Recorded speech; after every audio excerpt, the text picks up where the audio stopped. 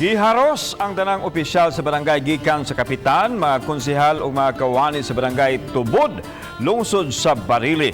Naludsan og warrant of arrest. May kalamigitan kini sa kalapasan sa Republic Act 3019 o Graft and Corrupt Practices Act nga nagtangag og piyansa nga tag 90,000 ka pesos. Ano ang report?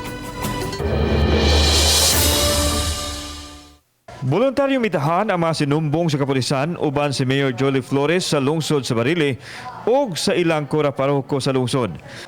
Giserve dayon sa kapulisan ang warrant of arrest nila Kapitan Aurelio Mabano ug kaubanan.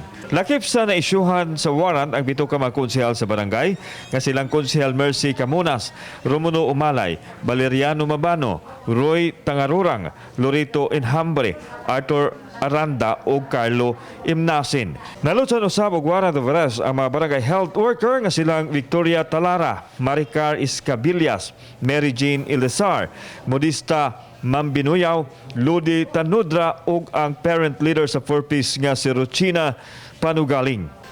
Kaganina ng buntag, alas 8 sa buntag, kayo nga ni Ari sa opisina, 14 ka mga akusado ni voluntary surrender diri nato nya ato sang gihimo pagka alas 8 media ato sa silang gihatod dito sa police station no sa office o sa atong chief of police. Ang warrant of arrest subay sa reklamo sa mga mulupyo nga may gipaboran ang mga opisyal sa pag-apod-apod sa Social Amelioration Program KUNSAP. May kalambigitan ni sa Special Amelioration na fund nga ilang nadawat no gikan sa kanang ilang na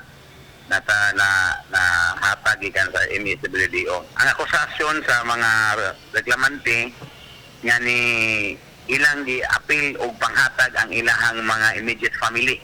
Nakapiyansa na ang mga opisyal o kawani sa barangay Hinungdan nga nagpadayo na ang ilang serbisyo.